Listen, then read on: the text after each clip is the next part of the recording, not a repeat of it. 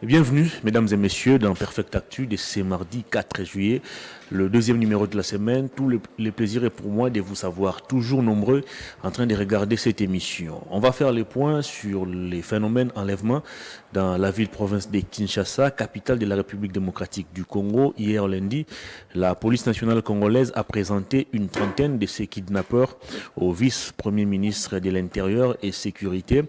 Et jusqu'à présent, les enquêtes se poursuivent encore pour tenter de mettre la main sur les autres kidnappeurs qui sont encore dans la nature. Quelle lecture faites-vous de ces phénomènes? On va essayer d'en parler au cours de cette émission. On va revenir également sur les échanges entre la CENI et les leaders de l'opposition. Est-ce que la démarche de l'opposition a-t-elle crédibilisé le processus électoral? C'est la grande question qui se pose au niveau des états-majors des partis politiques. On va donc aussi faire le point sur cette situation. Puis on va peut-être chuter avec les 9e Jeux de la francophonie, plusieurs défections signalées. Côté infrastructure, il y a encore une lenteur qui s'observe. Le Premier ministre a réuni les comités organisateurs hier dans son cabinet de travail. À l'heure actuelle, comment se présente la situation? On va aussi réfléchir sur cette question. Je reçois le directeur général du média en ligne, très suivi et très lu d'ailleurs, opinioninfo.cd, je vous le recommande. Bienvenue, cher DG. Merci beaucoup Hervé de l'invitation. Comment allez-vous?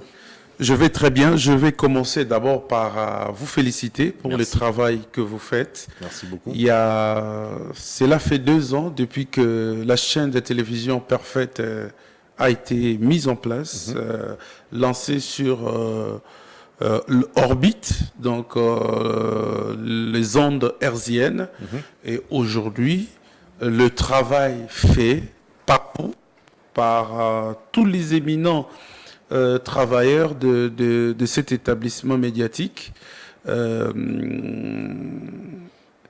est suivi dans le grand salon politique, économique et je dirais même dans le petit écran de la population de manière générale. Et cela à Kinshasa, je peux vous garantir à l'intérieur du pays aussi et à l'extérieur du pays. Coup de chapeau à son initiateur qui est donc Peter Tiani, mais aussi la particularité de Perfect, c'est-à-dire que la chaîne a eu son temps nécessaire pour savoir comment différencier la politique, en fait.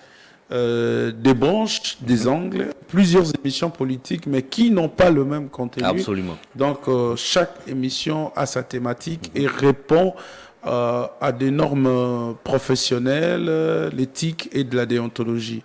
Donc, une chaîne comme ça, pour en avoir en RDC et sur TNT, ce n'est pas chose facile. Voilà pourquoi, très honnêtement, je tiens sincèrement à vous féliciter. Mais aussi, parallèlement, la chaîne de télévision Perfect est née, je dirais, quelques jours après la création aussi des opinioninfo.cd. Absolument. Parce que nous avons lancé en mai, vous, c'est le 30 juin. Donc nous sommes des médias sœurs et aussi nous partageons. Média très lu d'ailleurs, avec des informations très bien aussi, traitées.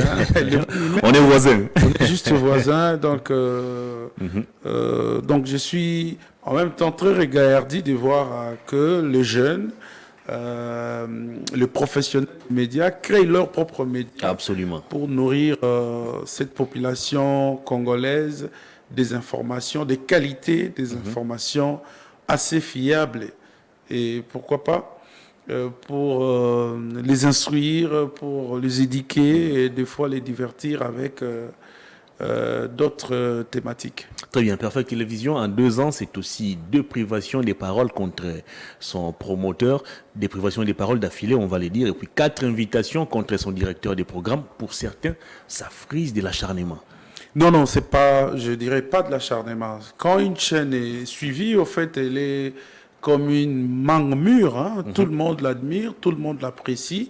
Le souci aussi, c'est de voir la chaîne s'est professionnalisée davantage, avoir de plus en plus de contenus qui sont propres à la consommation. Mais au-delà de ça, souffrait que nous sommes dans un pays de jeune démocratie où on n'accepte pas tout, où on estime que la presse ne doit pas avoir la totalité de la liberté. Vous voyez, même avec la nouvelle loi Sur la presse. sur la presse, on pensait vraiment avoir la dépénalisation des délits de presse. Ce n'est pas encore arrivé. Donc, cela veut dire que le combat, notre combat pour la liberté de la presse continue et on ne doit pas se laisser faire. C'est vrai, il peut y avoir des entraves, des épines.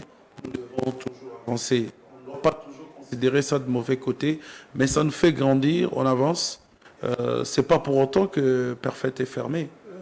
Donc Perfect est là, Perfect fonctionne et j'ai pari que Perfect dans 3 ans, ça sera encore pas Perfect que nous voyons aujourd'hui, mais une autre chaîne de télévision. Très bien. Un peu plus grande, avec une large vision que celle-ci de départ, parce que le problème des télévisions, c'est aussi les moyens. Nous produisions des contenus, des fois, avec des moyens de bord pour offrir à cette population des informations de qualité. Mais des fois, nous souffrons vraiment pour le faire. Et voilà, donc j'espère que l'année prochaine, Perfect grandira encore davantage, trouvera des très bons partenaires qui pourra donc booster sa vision et pourquoi pas ces belles émissions, ces bonnes thématiques qui sont développées. Très bien. Une dernière question avant de parler actualité. Pourquoi le gouvernement congolais ne subventionne pas les médias? C'est prévu. On devrait en principe subventionner le média, mais j'ai vu dans la loi, on a catégorisé en fait le média parce que en réalité, avec le nombre pléthorique de médias que nous avons dans notre pays, l'État ne sera pas en mesure de satisfaire l'assiette de toutes les sociétés médiatiques. Donc, on a catégorisé, selon que vous êtes des médias associatifs ou le média communautaire, c'est alors que l'État peut venir en aide. Donc, si vous êtes des médias commerciaux ou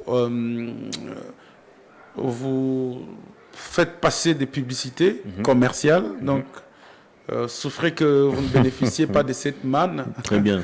De cette manne et que vous, par contre, vous devrez à l'État encore de l'argent, vous devez payer l'impôt. Voilà. Très bien. Parlons de ce qui se passe à Kinshasa actuellement. Alors, il est très difficile de circuler à Kinshasa. Il y a d'un côté les phénomènes Kuluna et de l'autre les kidnappings qui montent en puissance. Et tous les jours qu'on enregistre des cas, des enlèvements. Quand on sort les matins, on ne sait pas si on va revenir en homme libre. La police a mis la main hier sur une trentaine de ces kidnappeurs. Est-ce que c'est une opération suffisante ou vous pensez qu'il faut aller encore plus loin? Je pense que la psychose qui va avec, ça a créé vraiment la terreur dans le chef des citoyens congolais, je dirais, quinois. Mais aussi, cette population qui vraiment semblait être vouée à l'insécurité à fond, parce que on parlait de Kuluna, vous parlez seulement de Kuluna, mais il y a une branche des milices qui apparaît, qui nous vient du côté ouest du Bandundu, et les Mobondo, qui sont aussi ici à Kinshasa, qui opèrent, qui créent des morts déjà dans la partie est de Kinshasa. Donc, vous voyez, et puis vous avez ces phénomènes de kidnapping. Du coup, vous avez cette population quinoise qui est en réalité prise en étau, aussi non seulement par manque de sécurité, mais aussi par le fait qu'elle est exposée chaque jour à sortir pour aller chercher quoi manger. Alors, à cette population, que voulez-vous lui arrive en dehors des tueries, d'enlèvements et tout ça. Donc du coup, voilà, on se retrouve dans cette situation-là et la population ne sait pas à quel sens se vouer. Mais coup de chapeau à la police qui a jeté un joli coup de filet à plusieurs bandes, parce que hier à la présentation, j'ai entendu 7 bandes de ces criminels à main armée qui opèrent avec les véhicules en moto et tout ça, qui a eu à commettre beaucoup de désolations dans des familles. Donc voilà, donc je félicite le travail de la police et pour que ce travail ait de l'ampleur, parce que la police l'a dit publiquement, que ce travail est réalisé avec des moyens insignifiants que le gouvernement dote à la police. Ce n'est pas le gouvernement provincial.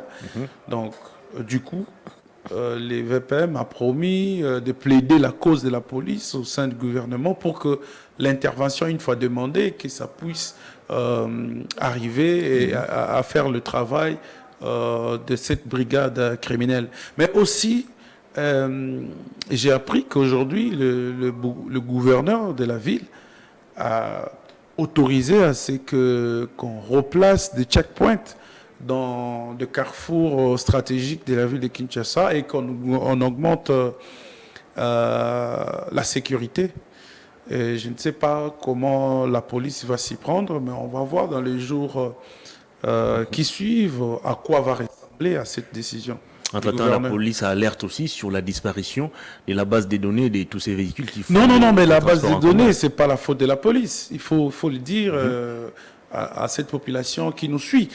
La base des données, c'est la faute... Au niveau de l'hôtel de ville. Justement, parce qu'il y a eu un contrat, d'après ce que nous avons entendu dans le passé, un contrat formel avec une société, c'est quoi, sud-africaine, qui donc a livré ces gadgets pour les connecter au système, aux bases de données. Mais malheureusement, d'après ce que le général a déclaré, le général Silvano Kasongo, c'est que la société a pris ses clics et claques et s'est retirée. En fait, en réalité, il n'y a plus de contrat. Et on ne sait pas qu'est-ce que cette société en a fait de ces données de nos véhicules ici à Kinshasa. Donc ça veut dire qu'on n'est pas sérieux d'abord nous-mêmes par la façon de faire choses. Jamais, alors au grand jamais, les gouverneurs pouvaient s'attendre à l'ampleur de ces phénomènes. Mais on dit gouverner, c'est prévoir. Il aurait été conséquent vis-à-vis de certaines obligations. On aurait pu garder ces données-là, on aurait pu être en bonne relation avec la société qui gère ces données. Mais voilà, qu'on a négligé les choses, on a peut-être donné beaucoup plus intérêt à l'argent qu'on avait empoché ou encaissé, parce que d'après les témoignages des chauffeurs, ils donnaient $30 plus 5 000 francs. Alors comptabiliser tout ce que nous avons comme véhicule faisant les transports. On ne saura même pas retracer cela. L'Assemblée provinciale ne fera jamais ses boulots. Voilà, donc vous voyez, donc du coup, vous avez des gens qui se font millionnaires sur le dos des pauvres citoyens. Et ils ne se soucient même pas de sécuriser ces citoyens. Voilà, qui sont censés être sécurisés. Donc aujourd'hui, je ne sais pas, la situation, je ne dirais pas que ça a été pratiquement anticipé, je dirais, ou prédéfini par le gouverneur, mais je crois que parmi des personnes qui devraient être sanctionnées par rapport à cette situation qui nous arrive, le gouverneur porte le chapeau. Donc, qui va essayer de sanctionner ces tout puissants gouverneurs qui se permet de mater même l'Assemblée provinciale. Bah oui, c'est ça ce qui arrive. Donc nous avons des institutions qui sont faibles, l'Assemblée provinciale faible, nous avons le gouvernorat de la ville qui est faible et tout ça. Même ceux qui sont censés à sanctionner le gouverneur sans passer par l'Assemblée nationale se montrent de plus en plus faibles. Même l'IGF, dont le travail est vanté seulement dans le média, c'est pareil faible pour auditer même les finances de Ngobila. Donc du coup, on est pris en étau. La population est insécurisée par la simple volonté de ces décideurs. Donc à ce jour, on ne sait même pas identifier tous ces véhicules qui font les... On ne sait pas. D'ailleurs, ça rend tâche difficile à la police parce que apparemment, sur le plan numérique, la police s'est préparée.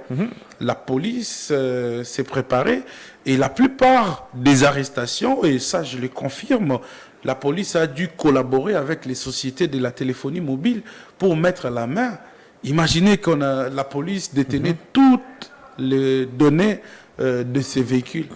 Est-ce qu'aujourd'hui, on aurait eu l'ampleur dont on en parle? Pas du tout.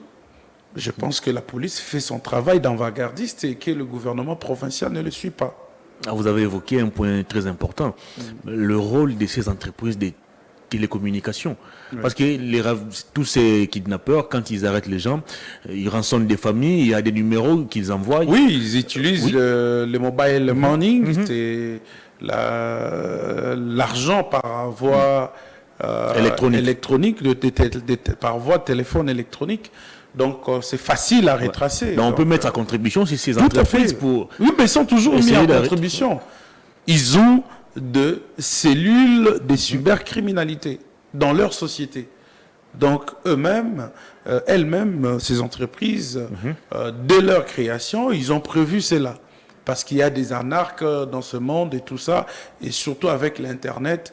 Et généralement, ils nous envoient aussi des messages pour nous alerter. Voilà, il y a des numéros qui vous contactent et tout ça pour vous dire qu'ils sont agents. Pourtant, parce qu'eux-mêmes aussi, ils sont aussi victimes de ça. Victimes de l'escroquerie par Internet. Donc, du coup, ils se sont responsabilisés dans le sens que elles peuvent aussi venir en aide à l'État congolais ou à tout citoyen qui estime... tout citoyen victime, par exemple, d'un cas de vol et tout ça. Donc, c'est ça. Donc, auparavant, c'était d'abord des taxis qu'on appelle catch qui étaient utilisés par les kidnappeurs, mais actuellement, la méthodologie a changé. Ça a évolué même. C'est des motos, c'est des bus qu'on appelle D107. En tout cas, même des minibus, vous pouvez vous retrouver dedans et on vous dit que le reste sont des kidnappeurs. On vous est conduit, on prend une autre trajectoire et puis on vous amène dans un lieu que vous ne maîtrisez pas, on vous dépouille de tout et puis tout ça. Il y a même ceux qui sont tués. On vous drogue, on vous viole, on vous estorque. Il y en a d'autres qui sont violés. Donc c'est ça. Mais dans tout ça, quelle stratégie arrêter et du côté du gouvernement provincial et du côté du gouvernement central pour essayer de stopper un peu? Oui, j'ai parlé tout à l'heure de la décision du gouverneur qui est donc de placer les checkpoints et tout ça. Mais le malheur avec ces systèmes de checkpoints, c'est que quand la police, les éléments de la police qui sont sur place ne sont pas réellement pris en charge, ça se transforme à autre chose. Ça devient de l'extorsion parce que c'est du péage. Les gens là, ça devient du péage et tout ça. Donc, il faut agir conséquemment. Quand on prend de telles décisions, est-ce que le gouverneur s'est rassuré que la police est dotée de tous les moyens conséquents pour les envoyer dans le checkpoint? Est-ce que le gouverneur est conscient de cette situation? Parce que plus tard hier, que la police a formulé cette demande au VPM, à la hiérarchie directe de la police, de service de sécurité. Est-ce que c'est pourtant que le VPM était plus rapide pour répondre à ce besoin? Je ne crois pas. Je pense que c'est une décision peut-être populiste pour faire plaisir, comme il en a eu l'habitude de le faire, mais dans le fond, je pense que la police n'est pas encore prête à faire le travail des checkpoints, parce que la police n'a pas encore complètement tous les moyens nécessaires pour le faire. La police n'a pas des moyens. Au niveau des hôtels des villes aussi, on nous apprend qu'il n'y a pas aussi d'argent. La preuve en est, les ministres ne sont pas payés depuis plusieurs mois, tous les services pratiquement, certains sont même en grève. La solution à ce problème viendra d'où? Non, mais la solution, je l'ai dit, il faut que le gouvernement central intervienne. Il n'y a pas d'argent. Si, bon, attends, mais on ne blague pas avec la sécurité. La sécurité, la priorité des priorités de ce gouvernement, c'est Sama Lukonde. À moins que ça change, mais du moins, on sait que c'est la sécurité, c'est les élections. Est-ce que c'est aussi le cas pour Ngobila? Voilà pourquoi j'ai dit, la sécurité en premier plan. Apparemment, il est préoccupé par autre chose. Il faudrait que le gouvernement central puisse intervenir. Et puis, autre chose, j'ai entendu parler des trafics d'organes. Exactement. Nous sommes sur une enquête, ce n'est pas encore terminé, avec les corps médicaux pour nous déterminer réellement si c'est possible d'arracher les organes essentiels de l'être humain, comme les cœurs ou le rein, et puis aller les vendre ailleurs. Ils font quoi avec? Non, mais je ne sais pas, est-ce que ça se fait d'abord? Donc, c'est la question que nous devons tous nous poser, parce que le monsieur qui a fait les témoignages hier a fini par faire un rétropédalage pour dire, voilà, il a seulement entendu parler, la personne qui l'a recruté lui a parlé de ça, mais ils n'ont jamais parvenu, ne sont jamais parvenus à exécuter une personne pour lui extraire ses organes essentiels.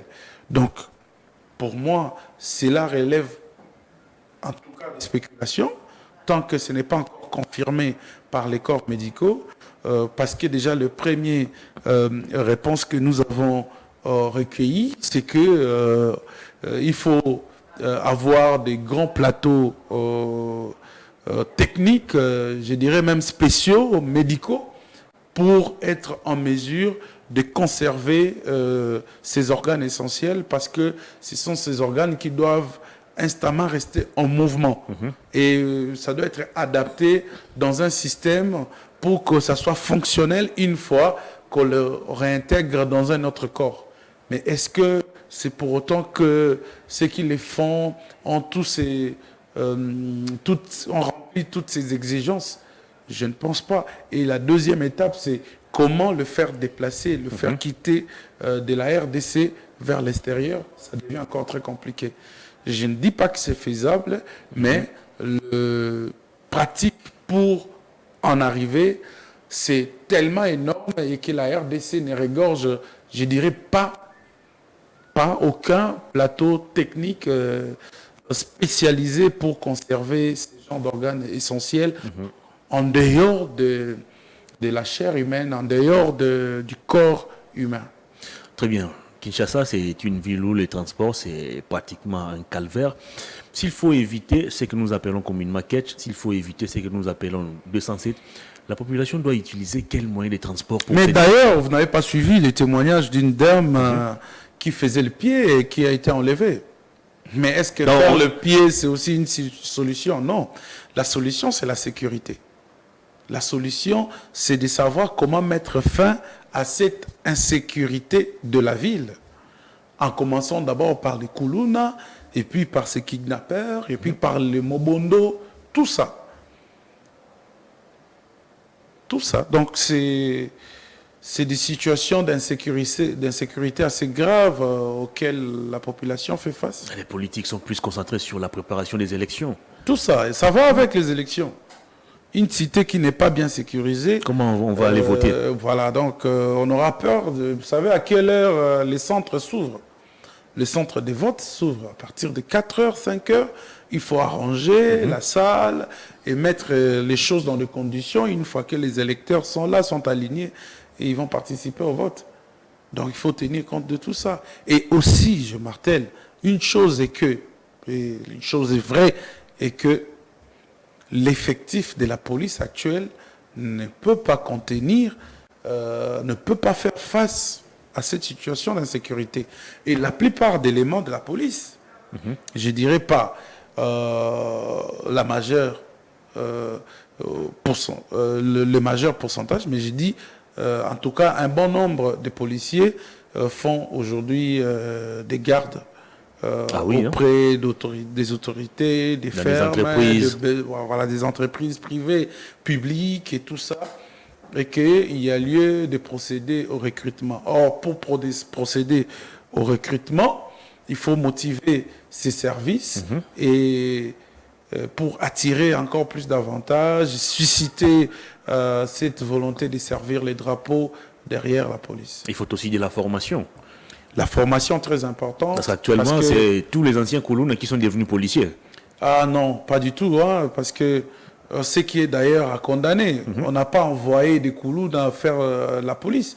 La police est réservée pour les intellectuels. Alors vous n'avez qu'à sillonner les différents bureaux de la police au niveau des quartiers. Impossible. Vous ne pouvez pas envoyer un enfant raté dont l'éducation a été ratée. Un ancien Koulouna qui ne sait même pas écrire, qui ne sait pas lire, mais il est enrôlé. Vous l'envoyez à la police. Et on lui donne une arme encore. La police a besoin d'avoir des gens qui ont étudié, qui ont fait un cursus normal, qui sont très intelligents Et des gens comme ça, ils sont pleins à la police. Moi, je connais plusieurs qui font bien leur travail, sans tracasserie, sans extorsion. Mais ils sont minimes. Ils sont minimes, mais ils sont quand même aussi intéressants. Ils font bien leur travail. Si vous avez la chance de les rencontrer, en tout cas, vous garderez une bonne leçon de la police. C'est difficile de rencontrer un policier qui vous met à l'aise à Kinshasa.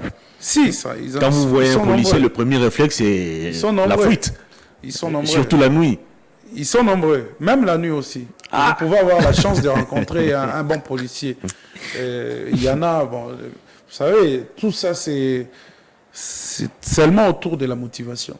Très bien. Un policier, un militaire qui est bien motivé, il est prêt à défendre à n'importe quelle manière son pays. Donc, sécuriser la population et leurs biens. Est-ce que ce que fait le ministre provincial de l'Intérieur, là, c'est repris dans les champs, disons, dans la vision des gouvernances d'Engobila, où c'est des actions peut-être qu'il essaye de mener lui seul? Il fait quoi? Opération Machette Nassé, je les vois de temps en temps dans des quartiers en train de conscientiser les Koulouna et consorts. Est-ce que c'est suffisant? C'est ça la vision d'Engobila, ou ce sont ses initiatives propres? Non, moi je pense que c'est ponctuel, c'est sporadique, et il est fait parce qu'il vient d'arriver, il a trouvé une situation et il cherche tant soit peu à fournir de quoi il est capable. C'est encouragé.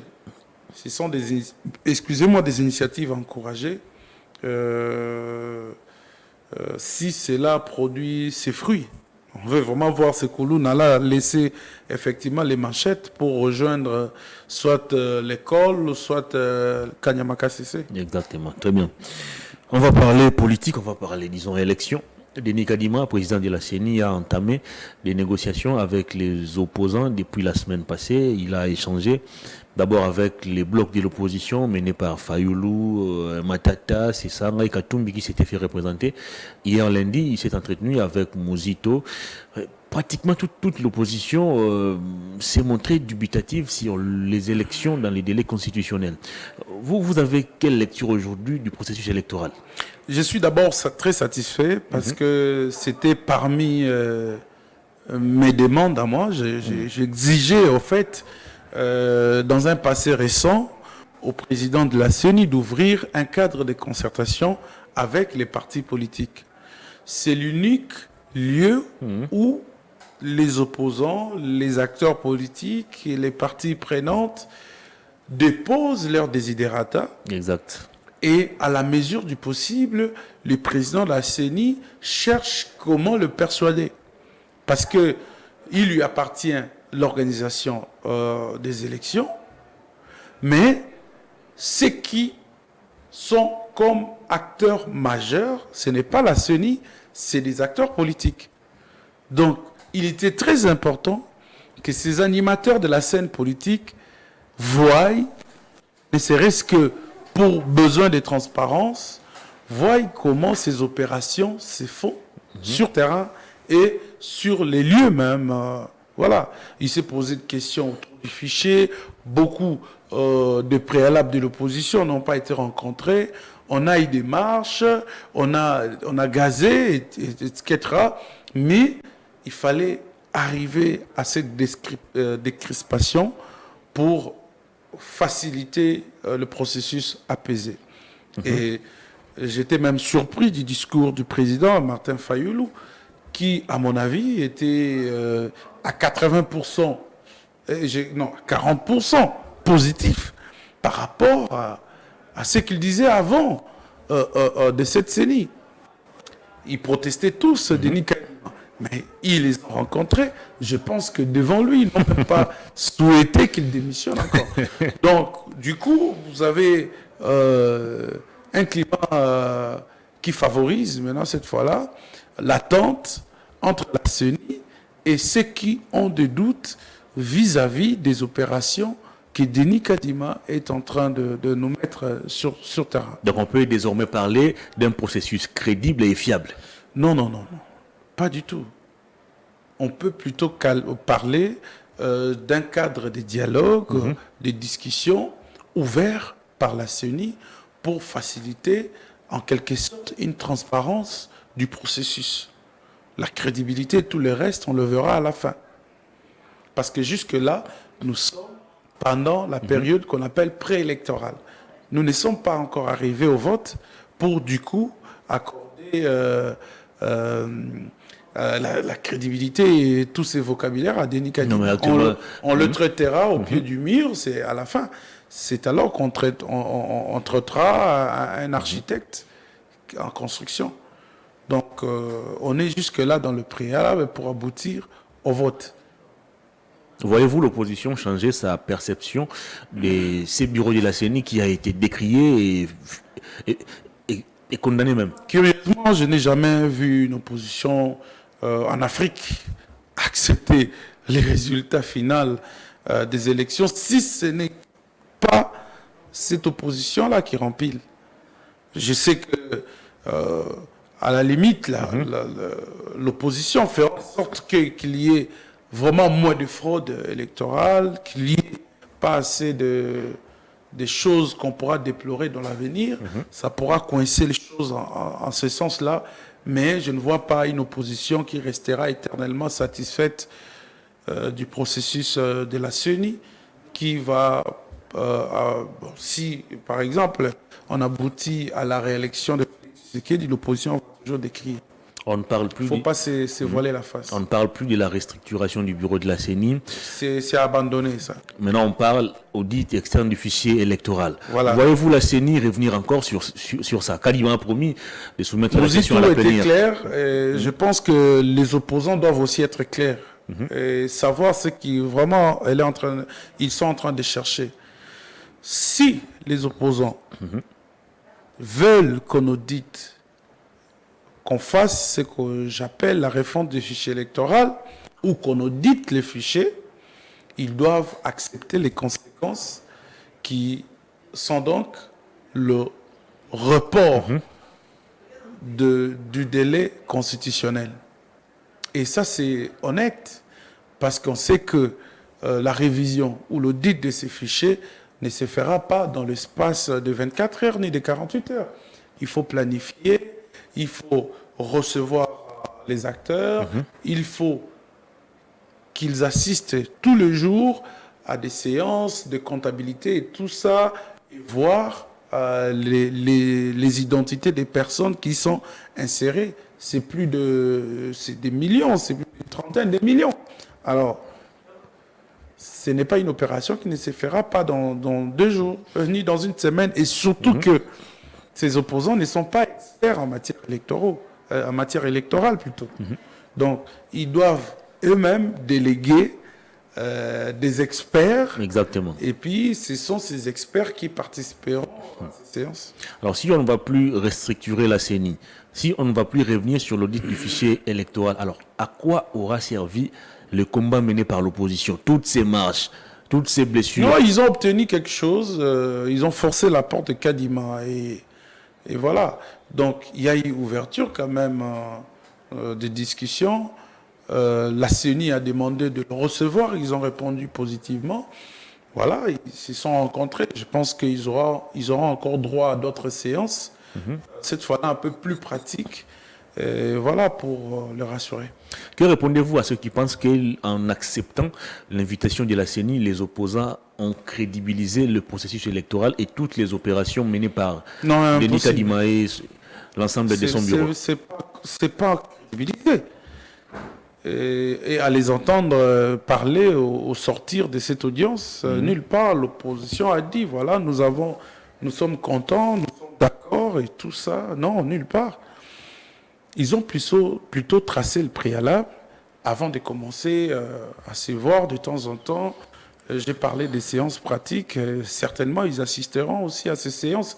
Donc, c'est après tout qu'ils pourront valider de la crédibilité et tout le reste. Mais moi, je suis assez dubitatif de croire qu'une fois la présidentielle donne Félix Tshisekedi gagnant et que l'opposition soit satisfaite des résultats. Je ne crois pas. Et comment il y a que les camps au pouvoir qui trouvent très bien tout ce qui est mené au niveau de la CENI? C'est naturel. Vous avez suivi le président qui a même encouragé la CENI à faire encore plus. Bah oui, c'est les camps qui financent.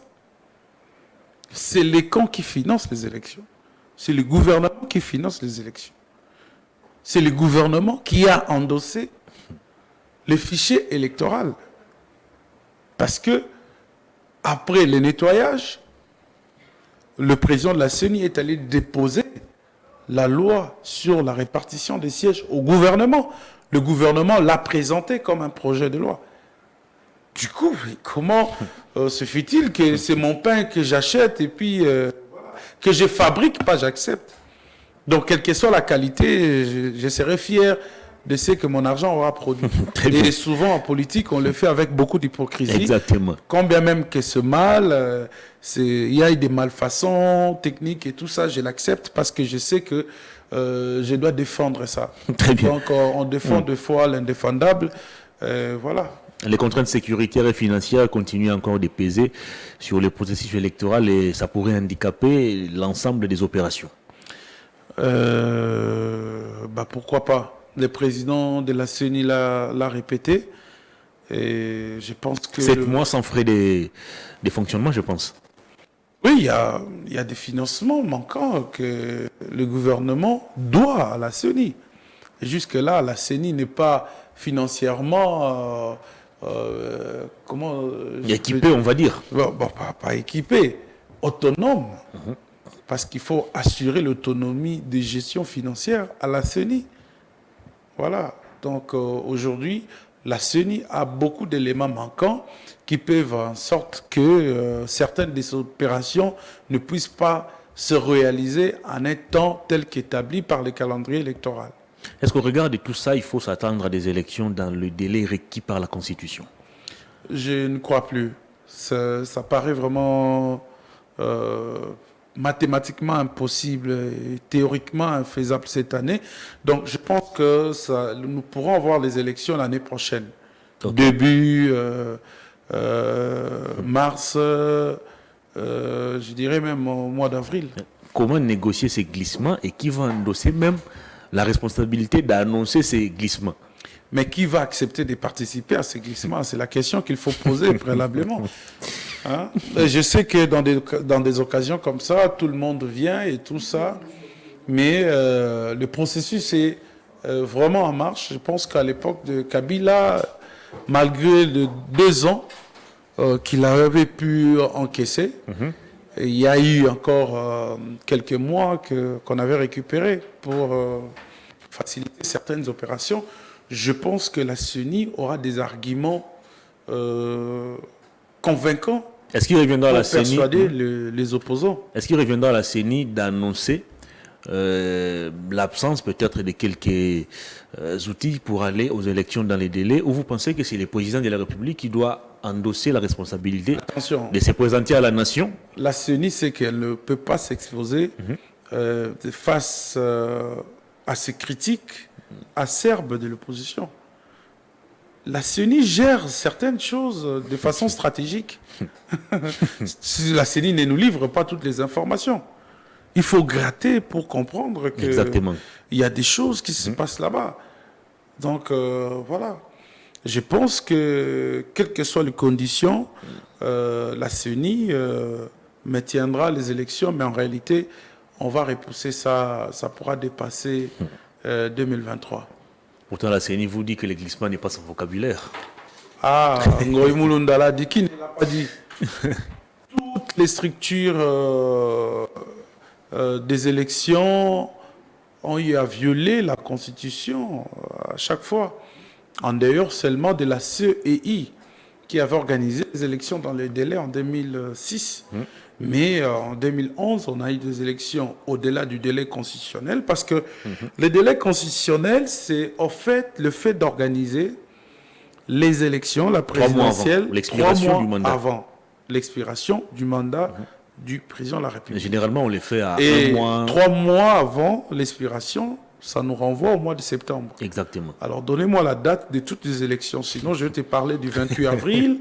Je vais te parler même des élections de décembre. Non, du 28 novembre. Novembre 2011. Voilà, 2011. Et puis... le 30 décembre récemment alors, avec... Donc, du coup, À 19 jours, on va dire. Ah, voilà. Donc, du coup, aucun bureau de la CENI n'a eu à respecter la date fatidique établie par la Constitution. Alors, qu'est-ce qui arriverait si, au 20 décembre, il n'y a pas élection? Va-t-on organiser un dialogue ou vous pensez qu'on va assister à l'activation de l'article 64 tel qu'annoncé par certains états-majors plutôt ce des gouvernement partis de politiques? Félix, le gouvernement de Félix très gourmand, et ils ne pourront peut-être pas céder au dialogue. Mais l'initiative entamée par le président de la CENI pourrait être la clé de voûte qui pourra faciliter, par exemple, un quelconque glissement par le simple fait de demander à ses opposants de les faire comprendre. Et voilà. Mais aller dans un dialogue, dans le cadre un peu ce que nous avons enregistré en 2016 ou en 2017, je vois que ça devient de plus en plus intenable. Je ne vois pas Félix céder à cela parce qu'il veut encore beaucoup plus de pouvoir. Et pourquoi Kabila et sa famille politique n'ont pas été consultés? Consulté par qui? La CENI. Oui, je parie qu'ils ont abandonné le processus. D'ailleurs, aujourd'hui... Mais Fayoulou s'est retiré aussi, il a été consulté. Mais la volonté, c'est que Fayoulou, bien qu'il s'était retiré, mais il continue toujours d'exploiter un discours un peu contradictoire, un peu flou. Je vois là maintenant qu'il est sur le point de faire vraiment un rétropédalage, ou soit de s'excuser, mais du moins il aura beaucoup perdu dans son langage. Mais la volonté de Fayoulou aussi, parce qu'il faut dire qu'il y a des gens qui manifestaient contre le processus électoral, qui ne se sont jamais retirés, et parmi lesquels il y avait Martin Fayoulou. Joseph Kabila ne s'est pas manifesté contre. Ils n'ont organisé aucune activité. Plutôt, ils se sont simplement retirés du processus, un peu comme l'UDPS en 2006. Alors là, la CENI ne voit pas en quelle mesure on peut inviter un acteur non parti prenant au processus. Très bien. Alors, dans cette histoire de la CENI, est-ce que vous pensez que l'opposition va-t-elle accepter facilement, en dépit de ces échanges avec la CENI, les résultats finaux des élections? Non, ils n'accepteront pas. À moins que ce soit un opposant qui sortira. Si c'est toujours Félix Tshisekedi qui va doubler son mandat, je ne vois aucun opposant, en tout cas, être heureux de voir Félix Tshisekedi continuer comme chef de l'État. Ça s'est fait dans quel pays en Afrique? Ça, c'est grave, ça. Oui, ben ça s'est fait dans quel pays en Afrique? On le voit en Europe, dans des pays des grandes démocraties, où courageusement, sportivement, les acteurs politiques se félicitent entre eux. Ils se voient, mais ici, les acteurs politiques se détestent vraiment à mort.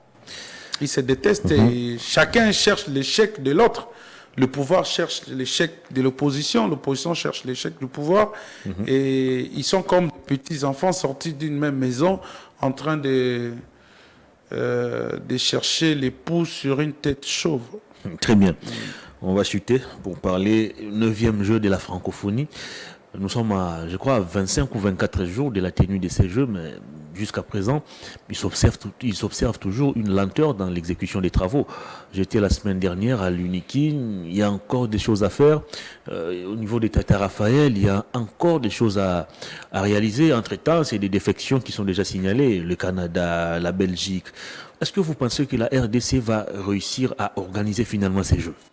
D'abord, le contexte est très compliqué pour que la RDC réalise ces choses ou ces jeux. On parle de l'insécurité. Ne pensez pas que quand vous parlez de cette situation, les ambassades qui sont ici ne sont pas au courant. On parle aussi des infrastructures qui ne seraient pas assez commodes à ces tendances. Donc, du coup, ça doit créer des hésitations à certains pays qui ont déjà eu à l'organiser dans les années passées. Le Canada a organisé cela dans les années passé, le Canada organisait les Jeux de la francophonie. En Afrique, nous avons le Sénégal. Nous savons combien ces pays avaient déjà apprêté ces infrastructures avant la tenue de ces Jeux. Mais ici, on est en train de tourner les pouces. On ne sait pas si réellement nous aurons toutes les infrastructures au moment opportun. Mais si vous constatez le volume de travail à réaliser, je ne vois pas comment on va faire la magie pour... Il y a 24 jours aujourd'hui. Ça diminue tous les jours. Ah oui. Dans quelques heures, ça sera 23 jours. Donc, je ne sais pas quel démon a guetté la RDC pour vraiment qu'on puisse se réveiller. On a perdu 2 ou 3 ans comme ça pour réaliser cela. Oui, on a perdu des années. On savait, c'est depuis longtemps. Mais on a pris beaucoup de temps comment il s'appelle à réfléchir. Le premier qui a été placé. Didier Chiyoyo. Ouais. Voilà. Est-ce que c'est de sa faute ou c'est l'argent qui n'était pas mis à sa disposition? Mais pourquoi on n'a même pas recouru à l'expertise de tous ces pays qui ont organisé ces Jeux avant nous? Question de nous informer et voir dans Quelle expertise? On a détecté des infrastructures, on s'est rendu compte que ce n'était pas assez, il fallait ajouter tant d'autres pour compléter. Il y a eu des maquettes. Il y a eu des maquettes qui ont été placées au centre-ville. Mais après, qu'est-ce qu'on en a fait? Qu'est-ce qu'on en a fait exactement de toutes ces maquettes qu'on nous a brandies, les Jeux de la francophonie et tout ça? Moi, je pense que le président de la République a raté beaucoup d'occasions de se faire parler de lui. Se faire parler de lui et de faire parler de la diplomatie puissante. Je crois qu'il va beaucoup regretter ça parce que c'est des énergies qu'il a investies pour obtenir tout ça. Moi, j'appelais ça déjà un sacre. Obtenir l'arrivée du pape dans un pays, c'est un exploit diplomatique assez énorme. Alors, il faut avoir des mécanismes, comment les capitaliser. Vous accueillez plus de 80, voire même 90 pays chez vous.